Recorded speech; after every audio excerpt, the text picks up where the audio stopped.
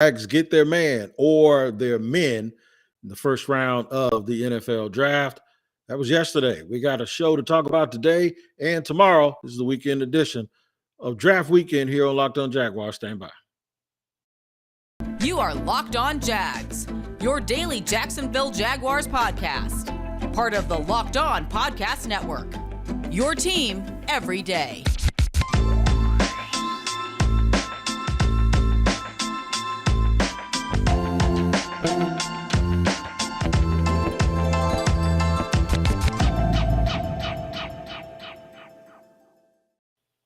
I am Tony Wiggins. As mentioned, I'm the host of the Locked On Jaguars podcast, and we welcome you, new or old, to Locked On Jaguars Daily Podcast, where we are your first listen of the day, and we thank you for making us that. And we are your team every day. We are free on all platforms, wherever you get your podcast. Make sure you like and subscribe. Thank you to anyone who is new to the show. Just a little bit of background information. I've been covering the Jaguars. I'm a Jacksonville native. Been covering the Jaguars now for over 15 years professionally, but I've been here since the inception. And let's just say yesterday represented what we all hope is a new beginning. So if it's a new beginning for you coming here, welcome to the show. And if you're one of my faithful who've been here from day one, we appreciate you too. You know that. We go back and forth all the time on social media, but y'all know it's all love. The Jags added two real good players yesterday, in my opinion. And I'm seeing and hearing some people say that the acquisition of Devin Lloyd sort of makes them like the acquisition of Travon Walker a little bit better. So that puts you in the mindset of a general manager, right? Well, you can't get to them as a twosome until you take the first guy first. So the fact that you now understand that what they were trying to do was change the entire profile of this team. And you also have to understand that we don't know how they're lining up. I've heard that certain guys you think are lining up some certain ways are not lining up like that. I think with Travon Walker, what it is instead of them going to get a piece that fit what they wanted to do, I think they saw his talent and his individual skill set and his makeup, his physical makeup, and they said, we need to figure out a way how we can use him. A lot of teams have done that, and the good teams find a way to do that. Travon Walker probably won't line up and do the things that you think he's going to do. You can't really compare him to Shaquille Barrett or Jason Pierre-Paul in Tampa because I think they have a specific thing that they want him to do. The other thing that you notice with Devin Lloyd, it's 6'3", Travon Walker at 6'5", very long, in the upper 90 percentiles of their measurements and their intangibles in terms of the metrics of who they are physically. You now start to get a sense of what, adding that to what they've done in free agency, that this is why traits matter so much. It wasn't so much about going to get a guy who's a fit and half. It's getting the biggest, best talent you could and fitting him in. Now, I'm going to give you my instant reaction to when he was picked. I actually recorded a video last night for the Locked On NFL draft show, and you're going to see exactly what I thought about both picks. The one was immediate and one was an hour later after the Lloyd trade because I was actually doing the news and I wasn't able to tap into the Wi-Fi, so I waited till I got home. So here's my instant reaction for the acquisition of Travon Walker. It's Tony Wiggins with Locked On Jaguars. As had been speculated for a few weeks, the Jacksonville Jaguars have selected Georgia edge rusher Travon Walker with the very first pick in the 2022 draft. Trayvon is a very, very, very versatile football player who gives size, speed, athleticism, and flat-out physicality to the Jaguars defense. I don't know where he's going to play. He may play outside. He may play a little bit of 5 technique, a little bit of 3 technique. It depends on what type of system they try to employ. But the Jaguars actually increase their talent level exponentially. He's another big, tall, rangy player that'll give them a lot of versatility on defense and be able to chase the quarterback of the opposite team. And I don't know if you've watched, but in the AFC, the quarterbacks are people who need to be chased right now because they are supremely talented. So Jacksonville goes Travon Walker in the first round. Walkzilla, as I call him, is the Jaguar selection. And that was my instant reaction for the choice last night of Travon Walker. We've talked a lot about scheme, and it's sometimes it gets like ruthless and folks going back and forth. Everyone wants to focus on sacks as opposed to pressure, as opposed to the guy who actually breaks down and breaks through. And everyone wants to focus on this term, overall number one. That doesn't have the same meaning every single year. Overall number one, it just doesn't mean the same thing. Overall number one, when you go in terms of getting a quarterback, when you think about players that are grouped, and I said this, and someone said that I was stating the obvious. If you're going to look at the group of players that are available and one of them's going to be taken, and you determine who is the best, then that term overall number one is not, it doesn't carry over to the next year, to the next year, to the next. So it's not like that's a title that comes with anything that has anything to do with the football field and when you're playing on the field. So folks go and say that's not what you get overall number one. If you look at it like what you're taking is the best physical specimen you can, and you're going to turn him into whatever you're going to want him to be, or you're going to use him in a way that allows his skill set to flourish, then whether he's number one, number two, number three, it does not matter. If the Jaguars had taken Aiden Hutchinson, the Lions were going to take Travon Walker, according to someone I know, who's very close to the situation. And if they wouldn't have done it, there's a very good chance that Houston would have too. You notice you don't hear any laughing around the league. You don't hear any rumors from scouts saying they're crazy. The only people that said that they couldn't believe it were people who, quite frankly, don't work in that industry. They're people like you and me. They just folks with opinions. There was no surprise around the National Football League that Travon Walker went first. And that's because people that do that job for a living, they think alike and they understand that. And I think a lot of Jaguar fans were upset because the process just didn't go the way they thought it was going to go, the way they had heard it was going to go. And this draft was different in that way because a lot of times when you have the positional value of the traditional edge rusher, which everyone keeps thinking that he is and he isn't, but he can be just as effective because he can do that too. Maybe not on the college level the way that they thought, but college is over. Whatever they did or all those moves those dudes did in college, they ain't gonna work in the NFL anyway. And that's the part that it seems like it goes over everybody's head.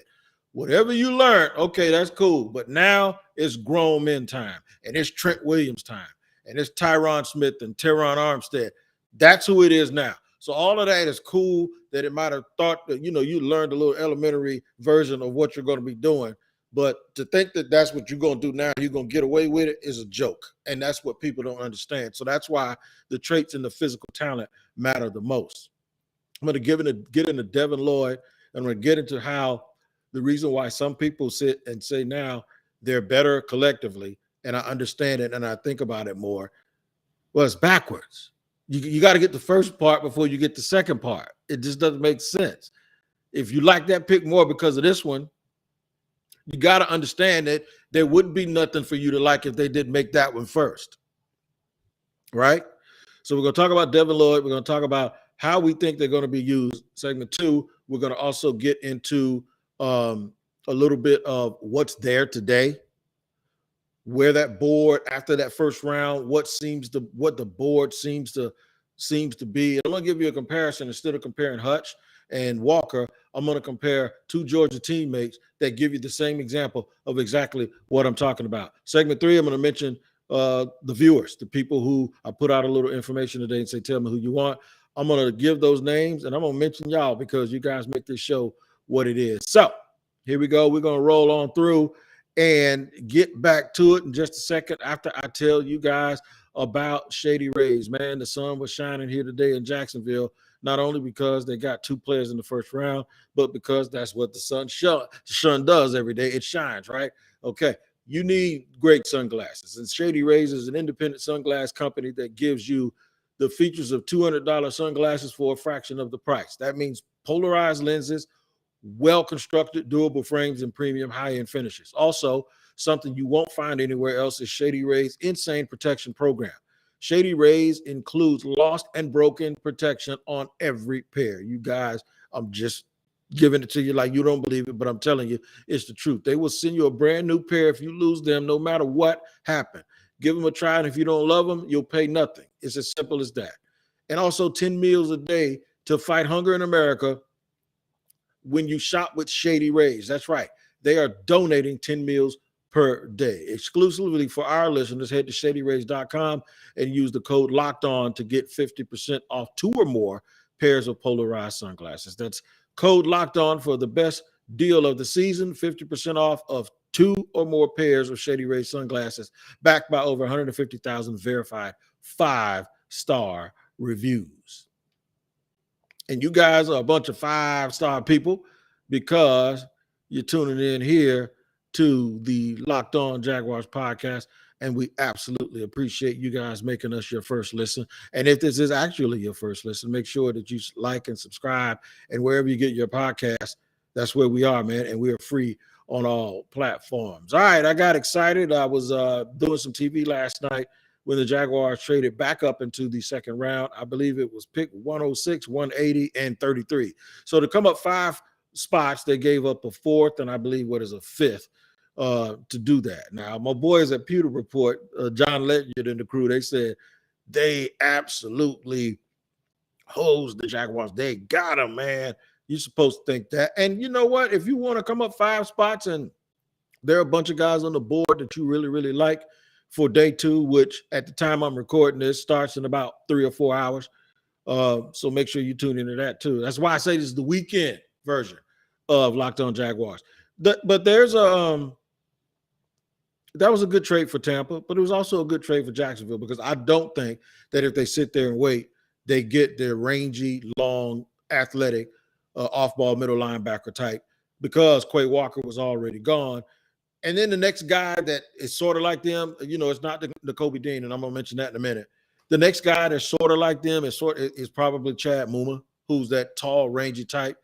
And they probably just felt like it was too big of a difference, and they just didn't want to sit and wait. So they went and got their guy. The Chenal guy at Wisconsin is sort of like that too, but I don't know if he's a 3-down person. But we got Devin Lloyd, who was the Pac-12 Defensive Player of the Year, not Kayvon Thibodeau. It was Devin Lloyd. He is an interception machine to be a linebacker. He is extremely active. And there's nobody, I believe, who's more happy today or thrilled than defensive coordinator Mike Caldwell. They took care of him. Everybody's talking about all these weapons that Trevor might need. I think they really took care of their defensive coordinator, and I think it was imperative that they did so. So here's my reaction for the Devin Lloyd pick. Hi, this is Tony Wiggins with Locked On Jaguars. The Jaguars trade the 27th pick and 2 later picks, 1 in the 4th round and 1 in the 5th round, and move up to number 27. They gave him to Tampa, and they took Devin Lloyd, the linebacker, out of Utah. This is a gift-wrapped draft so far for defensive coordinator Mike Caldwell. He gets an off-the-ball linebacker to go along with the signing of Foye Oluwakan in free agency. Now they have 2 rangy, fast, big, physical linebackers to go along with Travon Walker, who they picked at number 1. Now the traits have to equal production, but they're very consistent, long, athletic players, and the Jaguars so far have revamped their defense. And as you can tell, I had a little bit of a malfunction and I sound like RoboWig, but it is all good. You guys got it. We're going raw here, man. Look, I ain't sitting here I'm telling you, I'm not being lazy. I can go back and take it out, but I'm not because that was a good segment. But the thing is I did sound like I was from another planet, but it's all good. Mike Caldwell got taken care of. And, folks are saying that, well, this is Trevor needs weapons. Why are you doing this? Let me give you, I'm just hit you with it, okay? I've had to try to lose weight. I said that in past tense, but I'm gonna be honest with you, I'm still be trying to lose weight right now, right? So, speaking of which, let me veer off real quick. Food is good. So, in any event, let me get back to it. I have tried to lose weight, and so you get a little beer belly, right? You can't go to the gym and go, I'm just going to work on my stomach. I'm going to do crunches. I'm going to do all these stomach exercises, and I'm going to get out of here, and my stomach is going to look better. It might a little bit. But every trainer I've ever known goes, if you're going to lose weight, you know what you do? You go in the gym, you do cardio, you do supersets, you have a good workout, you eat right, and then the weight comes off. You don't have a choice with where it comes off first or how it comes off most of the time. It's just going to come off. I mean, you ain't drafted to come on the way you wanted it to come on, because if you did, you would have left that stomach off. So the thing is building a team is the same way. You just can't say we need a wide receiver and get a wide receiver, but at the same time say you're going to take the best players available, because that gets you in trouble. Because what happens is, over the course of 3 years, if you got a little bingo card that got all these squares filled out, that's fine. But how good are the players in each square? You better get the best player you can at whatever position, and then either hope or strategically plan to somehow place yourself in position to fill the squares with other guys. That's where your development, your player development comes in. That's where you know who you have, because you go after certain traits that players have. And if players have a lot of extra stuff, special effects, then you figure out how you can use those players in your system with those special effects. But you're not ever going to do it down. You're always going up. So if anything, you're adding a player to your team that will give you at the very minimum what you require. But if he has extra stuff, then you do extra stuff within the X's and O's. But what you never do is go down and you add a guy and go, okay. That's why you always hear people go, we're going to add someone and until we get somebody else. You see what I'm saying? You're always looking to get that guy that at least fits the minimum of what you need. And if he has more, well, then you add to your stuff. By the way, somebody explained that to me. I did not know that. I did not write a book on that. But Devin Lloyd is a really good player. And to think that, those guys match up well, at some point, y'all got to give Balky credit when you say stuff like that. And I know you guys don't like Trent. Trent was real good in the press conference today. One of the funny moments is it looks like the press conference is going to end. And Walker said something about, I just stay out of the way. I don't want the cameras. And by the way, he is an impressive young man. And he's, I think he endeared himself to a lot of people today, especially in the media, when he was like, I just try to stay out of the way. I didn't want to go to Vegas. I want to stay home with my family for the draft. And people started laughing. And Doug Pederson goes, yeah, I don't like cameras either. And folks laughed. And then Trent Baalke says, oh, I love it. And they lost it because those are the people that keep putting all the attention on Trent Baalke. And the joke is he wants to hide and duck, but he goes, oh, I love the camera. So very humanizing moment. Doug Pederson also said that there was no space between them, that they were equal. There was never a split. And I believe him. Shout out to those people who don't believe people and at face value. I said this last night to Chris Porter from First Coast News, my technical partner. I said, I'll believe you until you tell me a lie. One thing about that past administration is they never lied to you. Now, they told you a lot of stuff you didn't agree with, but they never lied to you. And I think that goes a long way. All right, for me, you guys always make this show so very, very special. So I asked you, who do you want? And I see, my Twitter followers are different. I told them, if you name more than one person, I'm not going to even mention your name. And so far, it looks like everyone remained on point with that. So I'll see and we'll see who some of the names are left. Who the Jaguars? Where do you think the Jaguars will go? Wide receiver. I like Jalen Tolbert. I like George Pickens. I like Christian Watson. They may go outside receiver. I definitely think with one of those 3 picks or those 2 picks in the 3rd round, because the draft now starts in a little less than 3 hours, a little more than 3 hours. I don't think they're going to. I think what they'll address, I think it'll be best player available, but I do think they have these guys sort of all lumped together and the evaluations aren't as far apart. So I think what they're going to do is they have to address the tight end position again with a complete tight end. And right at the top of that 3rd round, that's where all those guys are kind of going to be bunched together. They might look at safety if someone is there. I think they'll go and touch the offensive line again. But they only have, and then they're going to get a running back. I think at some point they'll get a running back. So we're looking at wide receiver, offensive line, safety, tight end, and running back. Those are the 5 spots I would guess at some point over the next 2 days that they'll hit. Now they have the majority of their picks will be on Saturday. So we'll have to see how it turns out. But 2 picks today in a few hours, pick 65 and pick 70, unless they make a trade and get a little bit higher. So it won't be that long because these picks, they only have like 5 minutes in between them. So before you know it, the Jaguars will be picking, and you guys will know who the other 2 people they'll have. I'll get to the viewers here and the things that they said in just a second here on Locked On Jaguars. But I got to tell you about Built Bar, man. Built Bar is good, and the summer is coming. And with summer, you're going to need some food on the go. Built Bars are the perfect snack to take with you on family vacations.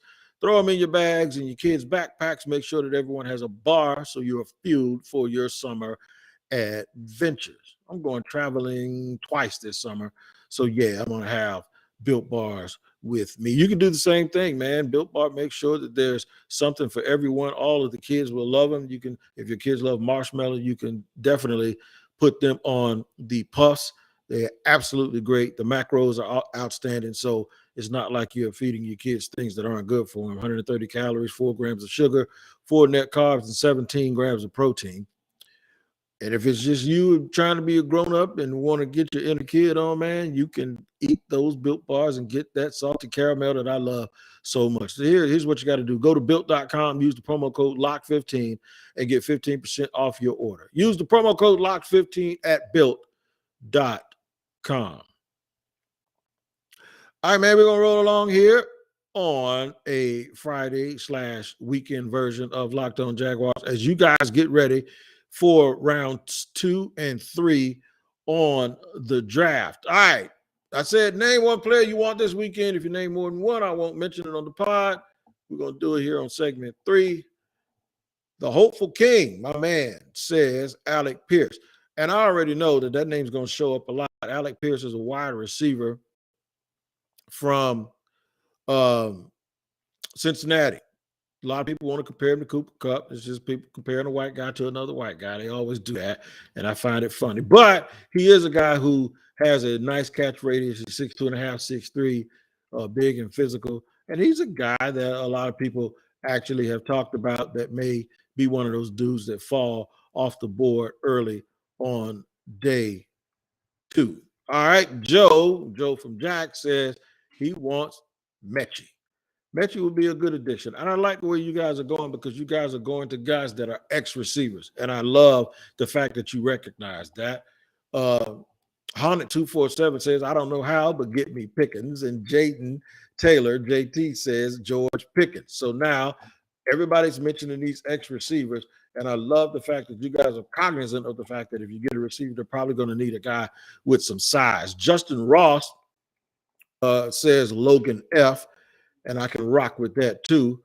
Derek Rendy says Dameon Pierce. One of my favorite people, man, is Dameon Pierce in this draft. And I told you they might touch up the running back position too. Bell from the Rattlers. I know you're talking about the safety. Ronnie is. And that is a very, very – Marquise Bell is very, very interesting. He comes from FAMU, but he was a 4-star recruit out of high school. Mike Widener, my man Mike, who I often interact with, says – he wants Dylan Parham from Memphis State. I'm probably going to see that a lot, too. The thing about Dylan Parham is when you think about bulky, is he big enough? And I don't know. I saw one thing that had him one time listed at 6'2", 293. And I don't know. I think he's probably a little bit bigger than that. But, it'll be very, very interesting to see if they go that way. Joe Morgan says George Pickens. Pickens getting a lot of love here, man. Pickens is a funny dude, too, man. Pickens is a trip. That would be nice to have another Georgia Bulldog from that great team. My man John Lumpkin says Zeus, Zamir White, and I really like that too. Zeus had a lot of injuries. He was a big-time player coming out of high school. And he'll give you those tough runs that I don't know if they got guys who can give them to you right now, especially since both guys are coming back from injury. Alec Pierce says Tony Wilkins, another vote for Alec Pierce. Kobe Wright says, Odell Beckham Jr. I feel you, but it's the wrong time to be talking about him. My man Matt Spiegel says, Sky Moore. I like Sky Moore, but we might be looking like Arizona. We might have the shortest wide receiver core in the league if we get Sky Moore, especially when you talk about maybe Agnew, Jamal Agnew, give you some time there too.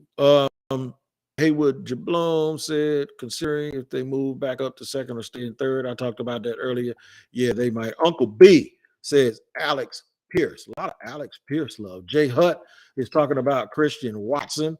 John Morris, my man, he's praying for Justin Ross. I like that, John. James Cook would be a good one. That is extremely interesting, although that would give him sort of three smaller backs. I don't know if James Robinson is considered small. He's just short. He's 5'10", but he's 218. So, yeah, North Florida's finest. I'm going to mention you anyway, even though I told you not to mention three people or more than one person. He says Damian Pierce, Metchie, Pickens. So all of those guys are included in people that I said earlier. Jay Willou, too, says Dane Belton from Iowa. I thought Belton got hurt. He probably came back, but he's a safety. Very interesting cat, man.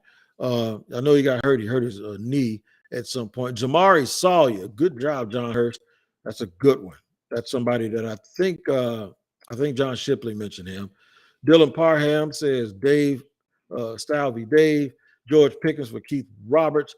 Verone McKinley for Jordan Connie. Man, do not get mad at me. Konezi. That's your last name. I tried. Okay. But he says Vernon McKinley. 904 more says Dylan Parham. My man Chris from the West Side says Christian Watson. Jimster says Dulcich. That's the corner. That's the tight end from UCLA. That's a very, very good pick. I like him. God Save the Jaguars says Charlie Kolar.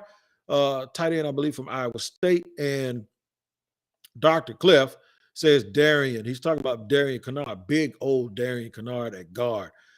Yeah, I like it. And that sounds very Doug Pederson too. Nick Cross, Tank. Oh, Sugar Tank. Is it Sugar Tank? Did you just call yourself Sugar Tank? And then I look at your other name on your ad, and I'm not going to say that either. But yeah, hello, how you doing? That's funny. But Luke Fortner, according to Cody Hutchinson, Jamari Sawyer for Twan, Ayo Twan. He also told me offensive line or center. Isaiah Likely, tight end out of Coastal Carolina.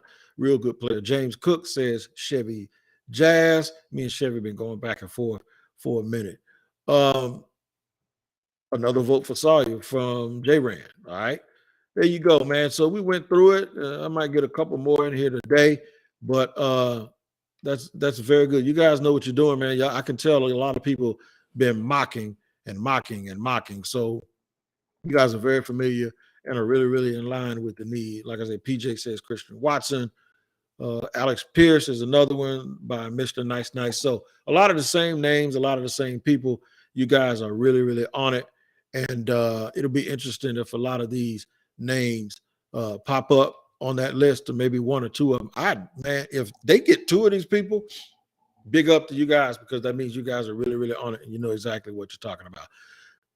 All of our coverage is still on the Locked On NFL page. Make sure you follow along with the Locked On NFL crew and the entire Locked On podcast crew. They've done a real good job. Shout out to everybody that had something to do with that, man. Behind the scenes, Allie and Ross and all of our hosts who were very gracious and did a very good job yesterday. You guys take care of each other. Happy drafting to you. Remember to be safe. Enjoy the weekend. Thank you for promoting us and our sponsors. And to all the new listeners, it's a daily podcast with Locked On Jaguars. It's your team every day, and we're free on all platforms. And we thank you for making us your first listen again. Until Monday, when we'll have a complete recap, it's Tony Wiggins signing off for Locked On Jaguars.